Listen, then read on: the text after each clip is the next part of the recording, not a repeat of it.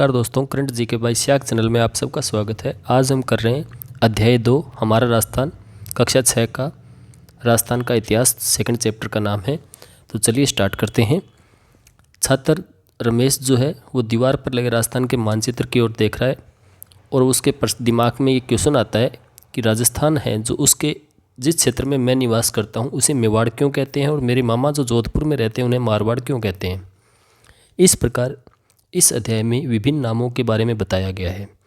जैसे प्राचीन समय के जो नाम थे राजस्थान के विभिन्न क्षेत्रों के, उनके बारे में हमें समझाया गया है। प्राचीन काल में राजस्थान विभिन्न जनपदों व अंचलों में विभाजित था। ये जनपद व अंचल भौगोलिक स्थान अथवा वहाँ रहने वाली जाति के नाम से जाने जाते थे, जिन्हें जांगल, मरु, अर्जुनायन, सीवी, मेवात, हड़ौती भी कहा जाता है। ये इस मैप में दे रखा है। जांगल प्रदेश, मरुकांतर, मत्स्य और सूरसेन। आगे हम देखेंगे इनके एक एक करके सबका वर्णन। तो सबसे पहले है मरु प्रदेश। देखिए, आर्यों ने जब से यहाँ पर बस्ती बनानी प्रारंभ की थी तो यहाँ पर अनेक जनपदों का निर्माण हुआ था और इनका वर्णन हमें ऋग्वेद से लेकर रामायण, महाभारत और 16 जनपदों के काल के भी वर्णन मिलते हैं। तो सबसे पहले मरु।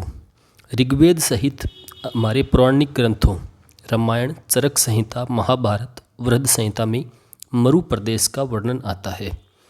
मरु प्रदेश आर्यों का प्रारंभिक जनतंत्र था जो वर्तमान के बीकानेर, नागौर, चूरू, गंगानगर, जैसलमेर व बाड़मेर के कुछ भाग सम्मिलित थे। कालांतर में इस क्षेत्र में कुछ विस्तार के साथ कुरु, मद्दर व जांगल नामक जनपदों का निर्माण हुआ। देखिए मैप में ये जो मरुकांतर था, मरु प्रदेश था, इसका बाद में विस्तार भी हुआ।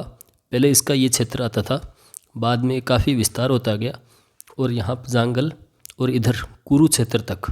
कुरु जो है वो अलवर के उत्तरी भाग को कहते हैं, जिसकी राजधानी किस क्या थी, इंद्रप्रस्थ थी। तो ये दिल्ली तक का भाग इसमें शामिल हो गया। इस क्षेत्र को हम बोलते हैं मरुकांतर। ठीक है, पहले तो इतना ही था। जोधपुर, जैसलमेर, बीकानेर का ही भाग था। बाद में इसने जांगल भी शामिल हो गया। जांगल प्रदेश आपको पता है गंगानगर, हनुमानगढ़ को बोलते हैं। गंगानगर, हनुमानगढ़, बीकानेर ये क्षेत्र आता है जांगल प्रदेश में। नागौर भी इसका कुछ हिस्सा नागौर का भी आता है। तो मुख्यतः बीकानेर के शासक जो थे वो आपको पता है बाद में जांगलधर बादशाह की उपाधि भी लगाने लगे थे। देखिए इसमें आ गया जांगल। जांगल प्रदेश बीकानेर, नागौर और जोधपुर का कुछ भाग आता है।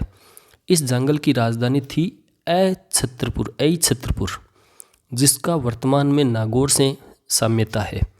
जो वर्तमान नागौर का ही पुराना नाम लिया जाता है वो था ही छत्रपुर। पौराणिक आख्यानों के अनुसार यादव वंश के बलराम व श्री कृष्ण द्वारिका जाते समय इसी क्षेत्र से गुजरे थे। तो पुराणों में लिखा हुआ है कि बलराम और श्री कृष्ण जब द्वारिका जाते थे तो वो इसी क्षेत्र से होकर जाते थे। फिर है मत्स्य। मत्स्य जो है इसका उल्लेख ऋग्वेद में मिलता है, ये हमें ध्यान रखना है।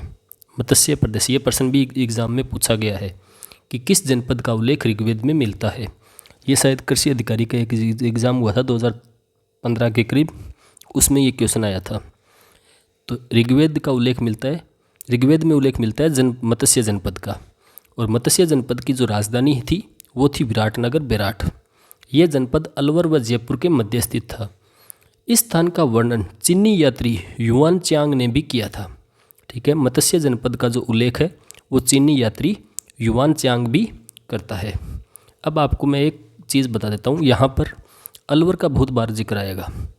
तो अलवर को अगर हम देखें, ये जो प्रदेश है अलवर का, ठीक है, इस साइड आ जाता है। अगर हम दिशा के हिसाब से देखें तो ये साइड आ जाता है जयपुर का। ठीक है, जिसे हम कह देंगे दक्षिणी पश्चिमी।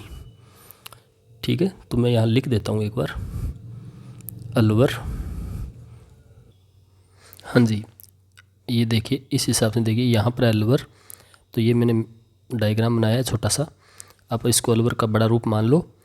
तो ये अलवर जो है, अलवर के कई बार एग्जाम में क्वेश्चन आता है। जैसे ऊपर वाला हिस्सा देखोगे, ये ऊपर की साइड होगी उत्तरी साइड, जिसमें मैंने के लिखा है। ये के का प्रदेश कहलाता है कुरुक्षेत्र। कुरुक्षेत्र की जो राजधानी हम पढ़ते हैं वो है इंद्रप्रस्थ। और इधर का ये जो साउथ वेस्ट हो गया, ये साउथ वेस्ट में मैंने जो एम लिखा है, एम का मतलब है मत्स्य क्षेत्र। मत्स्य क्षेत्र जो है वो आप अगर देखो, जो हमने अभी पढ़ा था जिसकी राजधानी बेराट थी, बेराट आपको पता है विराट नगर या बेराट, जिसका उल्लेख ऋग्वेद में मिलता है, और जयपुर का हिस्सा भी इसमें शामिल है। अलवर व जयपुर को सम्मिलित रूप से ये आपको बेराट बोलते हैं। तो ये बेराट का क्षेत्र जयपुर की साइड वाला दक्षिण पश्चिम का हिस्सा हो गया। और फिर अगर हम देखें पूर्वी साइड में, भरतपुर वाली साइड में, तो वहाँ पर एक जनपद मिलता है जिसका उल्लेख है सूरसेन, और सूरसेन भरतपुर की साइड हो गया, तो जिसकी राजधानी आपको मिलेगी मथुरा साइड में। तो यूपी पड़ता है मथुरा साइड में। तो इस प्रकार अलवर को हम इस मैप के हिसाब से याद रख सकते हैं। आप मेरी तरह ये मैप बनाकर, दिशा का अपनाकर आप याद रख सकते हैं। कुरुक्षेत्र, मत्स्य क्षेत्र और सूरसेन क्षेत्र तीनों अलवर के ही भाग हैं, तीनों में अलवर आता है वर्तमान का, और इसको दिशा वाइज आप अच्छे से याद रख सकते हैं। तो मत्स्य मैंने बताया, मत्स्य में चीनी यात्री युवानचांग ने भी भ्रमण किया था। इसके बाद है सूरसेन का। सूरसेन का मैंने अभी जिक्र किया कि ये पूर्वी क्षेत्र में पड़ता है अलवर के। तो भरतपुर, धौलपुर और करौली का भाग सूरसेन जनपद के अंतर्गत आता था। इसकी जो राजधानी थी वो थी मथुरा। इसकी जो राजधानी है वो मथुरा है। 4वीं शताब्दी ईसा पूर्व के यूनानी लेखकों ने सिकंदर के समय सूरसेन या सोरसेन का उल्लेख किया है। एक एक लाइन इंपॉर्टेंट है इस एग्ज़ाम में, हर एग्ज़ाम में। तो देखिए ध्यान रखना कि सूरसेन या सोरसेन का उल्लेख कहाँ मिलता है। यूनानी लेखकों ने सिकंदर के समय भी इनका उल्लेख किया है। बयाना प्रशस्ति में भी सूरसेन नामक राजवंश का वर्णन मिलता है। और इसके अलावा सिकंदर के आक्रमण के पश्चात स्वतंत्रता को सुरक्षित रखने के उत्सुक पंजाब व टक की कुछ जातियां राजस्थान में आकर बस गई। इसमें अपने साहस और शौर्य के लिए प्रसिद्ध मालव, सीवी, अर्जुनाइन आदि जातियां प्रमुख थी। फिर हम बात करते हैं सीवी जनपद की। सीवी हमारे पड़ जाता है राजस्थान के दक्षिण में, तो इसका हिस्सा आता है उदयपुर वाला। उदयपुर के पूर्व और पश्चिम का उत्तर का संभागीय प्रदेश में सीवी जाति ने आधिपत्य स्थापित किया। इसे सीवी जनपद के नाम से जाना जाता था। इसकी राजधानी थी मध्यमिका या मध्यमिका। इसके अवशेष चित्तौड़गढ़ के पास नगरी नामक गांव में मिलता है। नगरी नामक गांव प्रसिद्ध है उत्खनन के लिए। राजस्थान का ये पहला उत्खनित क्षेत्र है। एक बार एग्जाम में ये प्रश्न पूछा गया था, शायद ये 1904 में DR भंडारकर ने इसका उत्खनन किया था नगरी का। और ये राजस्थान का पहला उत्खनित स्थल है। कालीबंगा से भी पहले 1904 ईस्वी में इसका उत्खनन हुआ था नगरी का। तो ये भी इम्पोर्टेंट है। इस भूभाग को मेदपाट, मेवाड़ और प्रागवाट भी कहा जाता था। इस भूभाग को मेदपाट या प्रागवाट भी कहा जाता है। तो सीवी जनपद इम्पोर्टेंट है। उदयपुर में याद रखना आप, इसके लिए नगरी क्षेत्र है। नगरी नामक गांव में अवशेष मिलते हैं, चित्तौड़गढ़ के पास है ये। सीवी जनपद है, मध्यमिका इसकी राजधानी थी। इसके भूभाग को मेदपाट या प्रागवाट भी कहा जाता है। नेक्स्ट है अर्जुनायन। अर्जुनायन क्षेत्र है अलवर भरतपुर का, जो अपनी विजयों के लिए प्रसिद्ध है। अर्जुनायन ने मालवों के साथ मिलकर विदेशी क्षत्रपों को पराजित किया है। अर्जुनायन ने मालवों के साथ मिलकर विदेशी जातियों को हराया था। ये इसका वर्णन मिलता है। नेक्स्ट है मालव जनपद। मालव जो है वो जयपुर के निकट था और इसका निकट नगर है और वर्तमान में टोंक जिले में है। अजमेर, टोंक और मेवाड़ क्षेत्र तक ये फैला था। टोंक, प्रतापगढ़ व झालावाड़ का क्षेत्र मालव देश के अंतर्गत आता है। मालवों की दिग्विजय का यूप अभिलेख नादसा भीलवाड़ा में लगा है। इसका अभिलेख कहाँ मिलता है? नादसा भीलवाड़ा में मिलता है मालव जनपद का। इसके अलावा आपको ध्यान रखना है, ये जो जयपुर का निकट जो नगर है, नगर जो आपका है ये टोंक में पड़ता है। नगर कहाँ पड़ेगा? टोंक लिख दो, टी लिख देता हूँ। नगर टोंक में पड़ेगा। और ये जो क्षेत्र है ये इसे खेड़ा सभ्यता भी कहते हैं। ठीक है, ये भी ध्यान रखना। इसे क्या कहते हैं? खेड़ा सभ्यता भी कहते हैं। नगर टोंक की सभ्यता को खेड़ा सभ्यता भी कहते हैं। फिर नेक्स्ट देखिए योध्या प्रदेश। योध्या प्रदेश जो है राजस्थान का उत्तरी भाग, हनुमानगढ़ और गंगानगर, ये भी एक शक्तिशाली गणतंत्रीय कबीला था।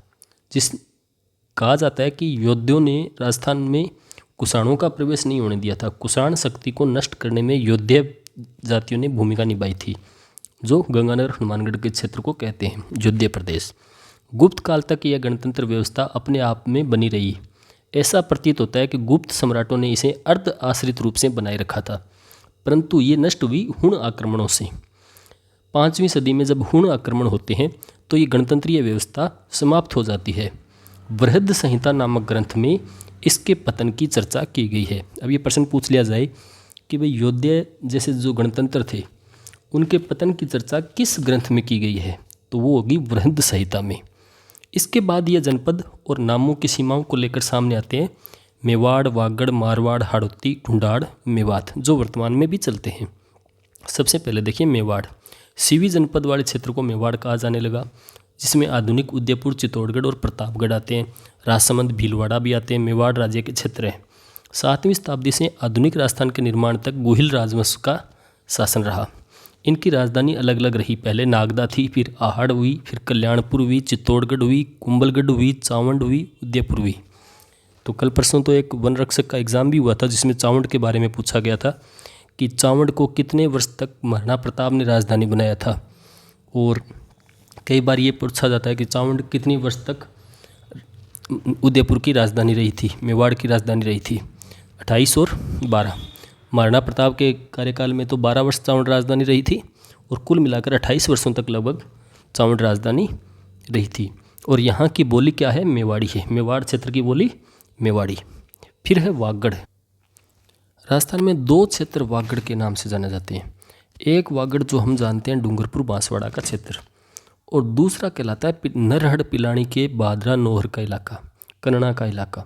ये जो उत्तरी राजस्थान का योध्या प्रदेश है उसका जो मरू इलाका है, जो बादरा पिलानी चूरू के इधर आ जाता है, वो इलाका भी वागड़ कहलाता है। किंतु अधिकतर आमतौर पर हम ज़्यादातर जानते हैं डूंगरपुर और बांसवाड़ा के भाग को वागड़ या वागड़ क्षेत्र में, और इसकी बोली को कहते हैं वागड़ी। नेक्स्ट है मारवाड़।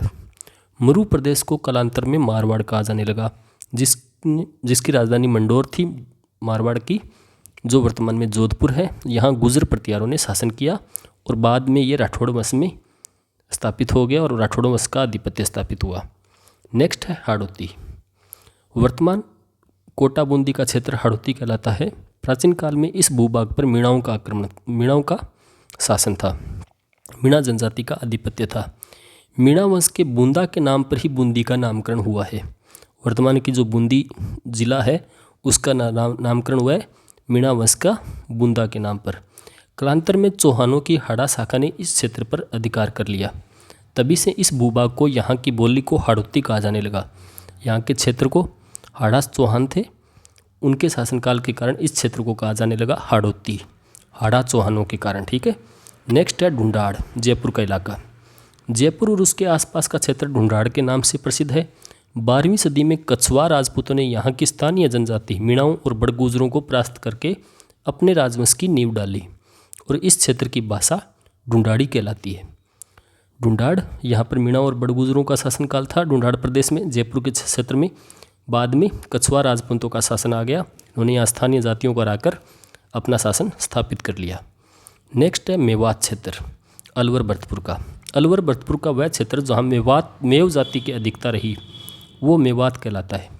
मेवातियों का प्रसिद्ध नायक था हसन खां मेवाती, जो खानवा के युद्ध में राणा सांगा की ओर से लड़ा था। राणा सांगा की ओर लड़ा था, बाबर के विरुद्ध लड़ता हुआ मारा गया। इन सब अंचलों के अतिरिक्त राजस्थान के कुछ अन्य क्षेत्र भी है, जैसे जैसलमेर को कहते हैं मांड या वल। ठीक है, जैसलमेर को कहते हैं मांड या वल। जोधपुर का दक्षिणी भाग कहलाता है गुजरेत्रा। प्रतापगढ़ को कहते हैं कांठल, और झालावाड़ का क्षेत्र कहलाता है मालवा, और चूरू, सीकर, झुंझुनू का इलाका कहलाता है शेखावाटी। ब्यावर अजमेर का क्षेत्र कहलाता है मेरवाड़ा आदि कई नाम हैं। और राजस्थान में तो पग पग पर भाषा और बोलियां चेंज हो जाती है, नाम भी चेंज हो जाते हैं। इस प्रकार आप लगभग समझ चुके हैं कि ये नाम राजस्थान के विभिन्न नामकरण हैं। एक है ऋग्वेद, प्राचीन ग्रंथ है हमारा। क्षत्रप क्या है? ये प्रांत का मुखिया कहलाता है। जब गणराज्यों का शासन था, विभिन्न जनपद थे, तो वहाँ पर प्रांत के मुखिया को कहते थे क्षत्रप। राज्यपाल भारत में शक जाति के शासकों हेतु प्रयुक्त होता था। तो ये है आज के सेकंड चैप्टर, और इसके अब देखिए क्वेश्चन कुछ। मत्स्य राजधानी थी मथुरा, छतरपुर, विराटनगर, बागौर। तो आंसर हो जाएगा विराटनगर। कोटा बूंदी वाला क्षेत्र क्या कहलाता है? हड़ौती कहलाता है। और ब्यावर अजमेर का क्षेत्र क्या कहलाता है? मेरवाड़ा। और जयपुर आसपास जयपुर और उसके आसपास की भाषा क्या कहलाती है? ढूंढाड़ी। तो ये थे आज के क्वेश्चन। आशा करता हूँ आपको ये चैप्टर अच्छा लगा होगा। एक बार आप फिर रिवीजन कीजिए और इसके आसपास के क्वेश्चन भी बनाने की प्रैक्टिस कीजिए। और जल्द ही जब ये 6 का चैप्टर पूरा हो जाएगा, 6 के सभी चैप्टर, तो मैं इसके क्वेश्चन बनाकर ऑब्जेक्टिव टेस्ट भी ले लिया करूँगा। टेलीग्राम चैनल है, उस पर मैं टेस्ट बनाकर डाल दिया करूँगा, ऑब्जेक्टिव टाइप क्वेश्चन डाल दिया करूँगा, जिससे हमारा अभ्यास भी हो जाएगा। निरंतर देखने के लिए धन्यवाद।